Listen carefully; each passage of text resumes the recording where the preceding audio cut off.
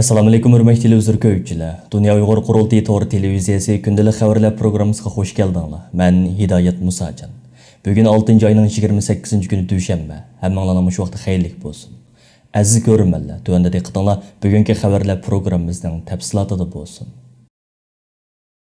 Bu yıl 7 ayının 1 günü bolsa 90 milyondan artıq əzası bolğan və dünyadakı ən zor qara guruh deb atalğan Xitoy Kompartiyasının qurulğanlığının 100. illiqidən ibarət. Qurulğan günüdən tatib taki hazırgacha bütkül insoniyat dunyosiga bitmas tugumas baloyi qazo ilib kelgan bu mustabid partiya bugungi kunga kelganda vahshiylikda Gitlerning ayni chog'dagi Nazi partiyasidan mu eshib tushadigan va erkin dunyo xalqlariga, dunyo tinchligiga intayin zo'r xavf yetkazayotgan eng zo'r qora guruhga aylandi. İkinci Dünya urushidan keyin amda asla takrorlanmaydi deyilgan Nazi kamplarning bugungi zamonga kelganda yana Sharq Turkistonda takror o'ttirg'i chiqishi va Xitoyning Sharq Turkistonda Uyg'urlarni asos qilgan yerli xalqlarga qarata vahshiylarcha irqiy qirg'inchilik ilib berayotganligidagi reallikning G'arb demokratik ellari tarafidan orqa-orqadan rasmiy yo'sinda qabul qilinishga boshlashi sesixnomi pur ketgan Xitoy Kompartiyasining fashistik mohiyatini yana bir qitim dunyo jamoatchiligiga to'liq oshkorlab berdi. Ahvol shunday ekan, yaqinqi kunlardan buyon fashistik Xitoy Kompartiyasi qilcha o'rnimiz qilmasdan o'zining qurulganligining 100. yilligini faqat Xitoyda va Xitoyning mustamlikasi ostidagi Sharq Turkiston,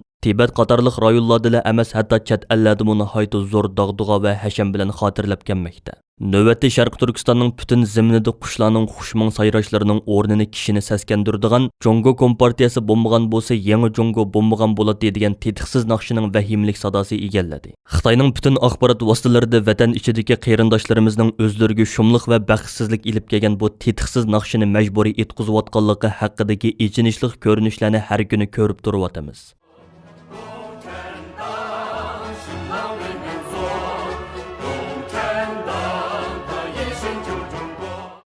Texmi külkülük yeri shuki, 6 ayının 24 günü Xitoy hökuməti Xitoy Kompartiyası qurulğanlığının 100. yılligi münasibati bilan Jongo Kommunistik Partiyasının kişilik huquqi hurmat qilish va qo'g'dashdagi buyuk amaliyati nomli oqtashliq kitob e'lon qilib, 100 millionlagan begunoh insonning qon qisosiga bo'g'ilgan bu fashist partiyani qandoqdir insoniyat dunyosining qutqazg'uvchisi va shafoatchisi qilib ko'rsatishga urindi.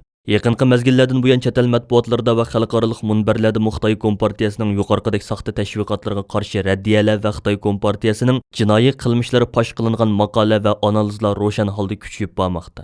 Bu munosabat bilan Dunya Uyg'ur Qurultiyi Xitoy Kompartiyasi qurilgan 7 ayning 1 kuni bir asrlik besim haqida analiz nomli cho'ng tipdagi xalqaro muhokama yig'ini o'tkazishga hozirlanmoqda. Dunya Uyg'ur Qurultiyining raisi Dolqun Ayza apandi bilan Markaziy Tibet hukumatining vakili Panpat terisining birlikda riyosatchilik qilishi bilan ingliz tilida o'tkaziladigan mazkur tor muhokama yig'ini ikki qismga bo'lingan bo'lib, birinchi qismida Dunya Uyg'ur Qurultiyi Xitoy ishlari komitetining mudiri Ilshad Hasan Ko'kböre, Janubiy Mongoliya, Hong Kong, Tibet, Tayvan va Xitoy demokratlarining vakillari doklad berdi.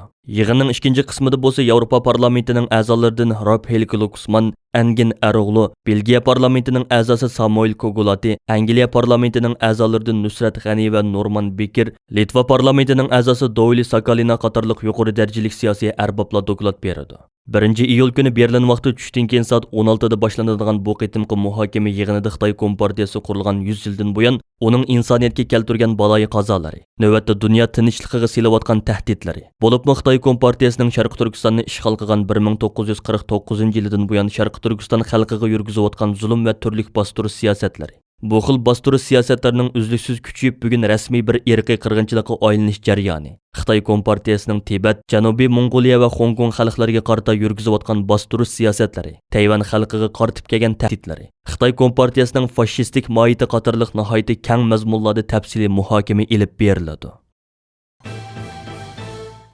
Dunya Uyg'ur Qurultiyi 5 iyul Urumchi qirg'inchiligining 12-yilligi munosabati bilan maxsus chaqiriqnoma e'lon qilib, chet ellardagi Uyg'ur tashkilotlarini, siyosiy faoliyatchilarimizni va keng avom xalqimizni Urumchi qirg'inchiligining 12-yilligini butun dunyo miqyosida keng ko'lamda xotirlash orqali kommunist Xitoy hokimiyatining Sharq Turkiston xalqi ustidan yurgizgan inson qelipidan chiqqan irqiy qirg'inchiligini, besim va zulm siyosatini, shundaqla vatan ichida jiddiy yo'qolish xavfiga duch kelayotgan xalqimizning yurak sadosini dunyo jamoatchiligiga texmi unumli va jonliq shaklda anlatishga chaqirdi. Dunya Uyg'ur Qurultiyining chaqiriqnomasida 5 iyul Urumchi qirg'inchiligining 12-yilligini xotirlash haqida Qurultiyi rahbarlik hay'ati tomonidan ilingan tuvandagida qarorlar ta'kidlab o'tildi.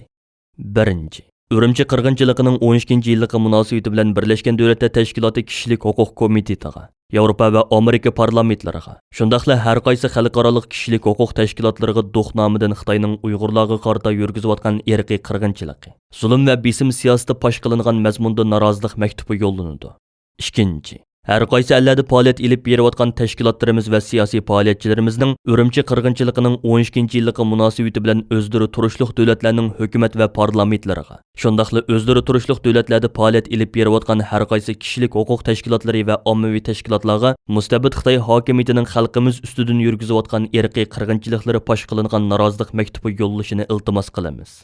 Uchinchi, Urumchi qirg'inchiligining 12-yilligi munosabati bilan har qaysi tashkilot va jamoatlarimizning o'zlari turayotgan davlatlardagi turk islom tashkilotlarini, kishilik huquq tashkilotlarini va boshqa ommaviy guruhlarni safarbarlikka keltirib, ularning hamkorligi va qatnashishida bir tutash holda Xitoyga qarshi keng ko'lamli birlashma norozilik namoyishi uyushtirishini talab qilamiz. 4. Urumchi qirg'inchiligi yuz bergan 5-iyul kunidan 7-iyul kunigacha dunyoning har qaysi ellarida yashayotgan Uyg'urlar agar o'zi turishliq davlatlarning qonuni yo'l qo'ysa, uyining balkonlariga va mashinalariga birdek holda Sharq Turkistonning oy-yulduzliq ko'k bayrog'ini qadashga tirishishi va bu orqali o'zlarining Xitoyga bo'lgan noroziliklarini bildirishi lozim. 5. Bütün Sharq Turkiston tashkilotlari va siyosiy faoliyatchilarimiz 5-iyul kunidan e'tiboran 3 kungacha o'zlari boshqarayotgan internet sahifalarini, ijtimoiy taratqularni qoraytishini va rangsiz shaklda davomlashtirishini talab qilamiz. 6. Dunyoning har qaysi joylarida yashayotgan Uyg'ur qarindoshlarimizdan Urumchi qirg'inchiligi yuz bergan 7-oyning 5-kunidan boshlab bir haftagacha to'y-to'kin o'tkazmaslik, o'ltirish va turli shakldagi ko'ngil ichish faoliyatlarini ilib bormaslik orqali o'zlarining 5-iyul shahidlarga bo'lgan ta'ziyasi va hurmatini izhor qilishni iltimos qilamiz. 7.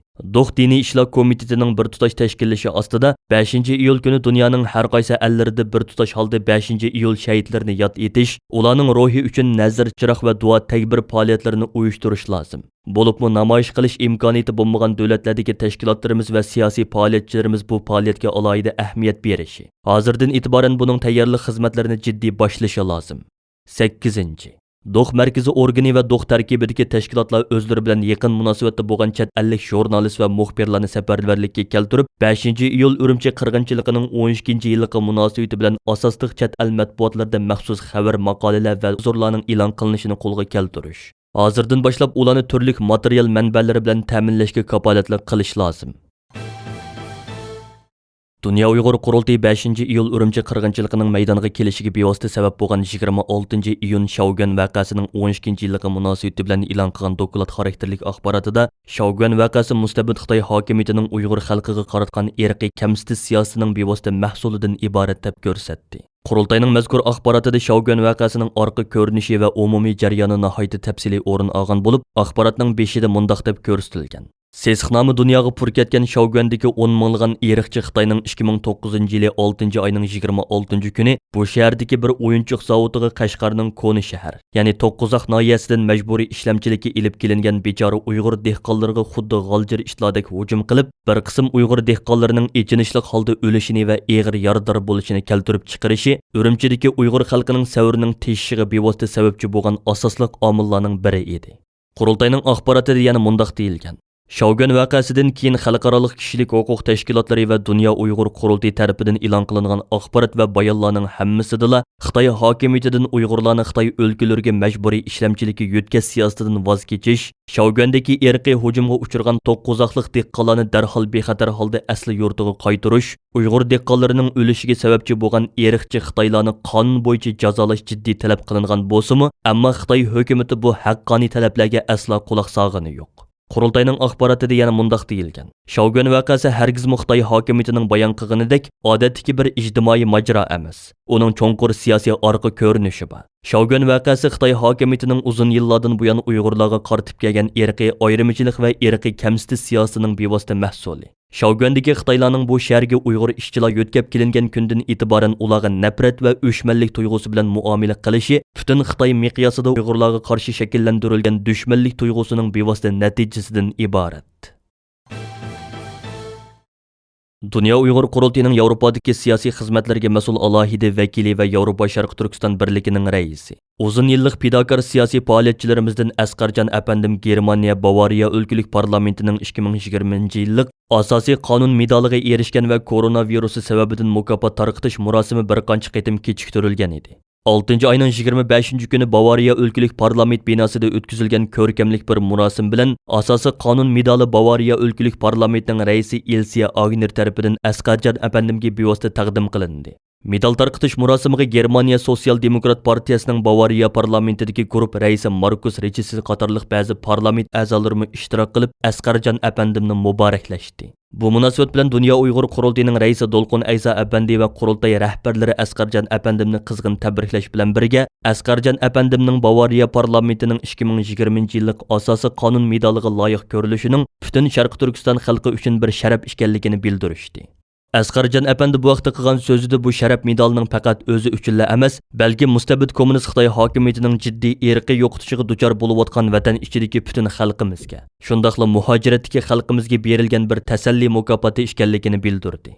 Germaniya Bavariya o'lkalik parlamenti tarafidan har yilda bir qitim beriladigan asosiy qonun medali bo'lsa, Bavariya parlamentining eng yuksak sharaf medali bo'lib, mazkur medal 1961-yildan buyon izchil turda tarqitib kelinmoqda. Namzatlar Bavariya o'lkalik parlament tarkibidagi har qaysi siyosiy partiyalarning vakillari tarafidan saylab chiqilgan maxsus baholash hay'ati tarafidan tanlab chiqiladi va oxirida parlament raisining bevosita tasdiqi bilan rasmiy qarorlashtirildi. Hozirga qadar mazkur medal ba'zi davlat arboblariga, siyosatchilarga, tonilgan adib va san'atkorlarga, shundaqla bilim sohasida alohida tuhfa yaratgan shaxslarga berilib kelingan bo'lib, bu navbat tunji qitim bir chet ellikka berilishi bo'lib hisoblanadi. Asqarjon apandi uzun yillardan buyon Germaniyada Uyg'ur davosini kuchlantirish va Germaniyadagi Uyg'ur jamoatini Germaniyaning siyosiy, qonuniy va ijtimoiy muhitiga moslashtirish jihatlarida nihoyatda ko'p tirishchanlik va fidokorlik ko'rsatib kelgan tajribali siyosiy faoliyatchilarimizning biri bo'lib, hozirga qadar Asqarjon apandi 1990-yil G'arb dunyosida tunji qurilgan Uyg'ur tashkiloti hisoblangan Yevropa Sharq Turkiston birligi tashkilotining eng asosli qurg'uvchisi, bosh kotibi va raisi bo'lgan. 1998-yil Turkiya Istanbulda qurilgan Sharq Turkiston milliy markazining qurg'uvchi a'zosi va muavin raisi. 1999-yil Germaniyaning Myunxen shahrida qurilgan Sharq Turkiston milliy qurultiyining qurg'uvchi a'zosi va bosh kotibi. 2004-yil qurilgan hozirgi Dunya Uyg'ur qurultiyining qurg'uvchi a'zosi va muavin raisi. Germaniya Myunxen shaharlik chet elliklar majlisining muavin raisi bo'lgan. Navbatda Asqarjon Dunya Uyg'ur qurultiyining Yevropadagi siyosiy xizmatlarga mas'ul alohida vakili va Yevropa Sharq Turkiston birligining raisi bo'lib da'voyimiz uchun xizmat qilmoqda. Xitoyning Sharq Turkistonda mustaqil xalqaro tekshirish elib berishga oldingi shart qo'shib tekshirishni orqaga so'zishi Birlashgan Davlatlar Tashkiloti kishilik huquq oliy komissari Michel Bachelet xonimning savrini tashkirdi. U 25-iyun Birlashgan Davlatlar Tashkiloti kishilik huquq kengashining 47-navbatlik yig'inida Uyg'urlar masalasi haqida qilgan ikkinchi qitimliq so'zida Xitoy taraf Sharq Turkistonda tekshirish elib berishga yo'l qo'ymasimi, ammo tekshirishni boshlab beradiganligini bildirgan. Reuters agentligining xabar qilishicha, Michel Bachelet 25-iyun Birlashgan Davlatlar Tashkiloti kishilik huquq kengashiga o'zining Xitoy bilan 2018-yili 9-oydan beri davomlashib kelayotgan suhbatida boshqa tanlash yo'llarining mubolig'ini bildirgan.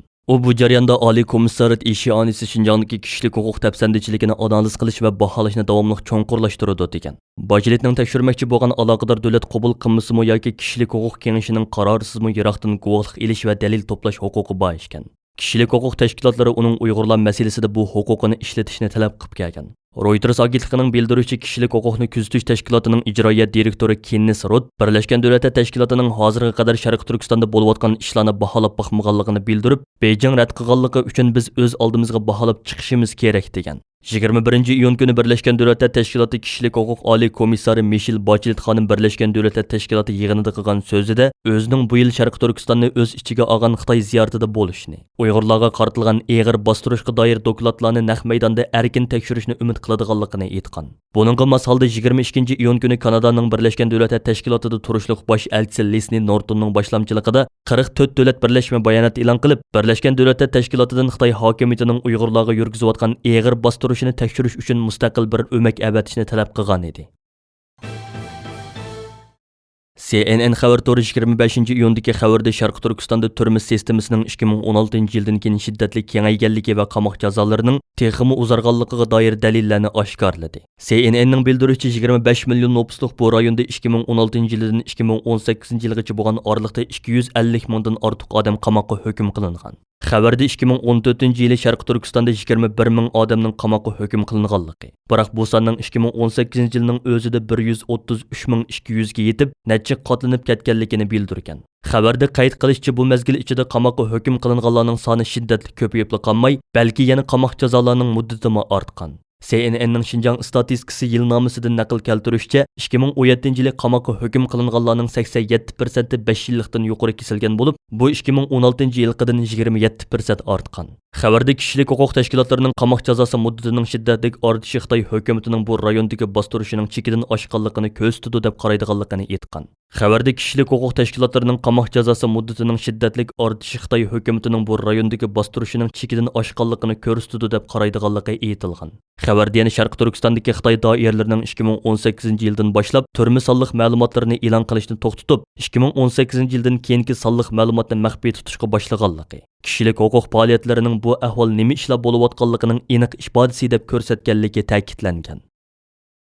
Hurmatli televizor ko'ruvchilar, yuqorida Dunya Uyg'ur Qurultiyi to'g'ri televiziyasi kündəlik xəvərlər pirugrammisiga diqqətinizə sunduq.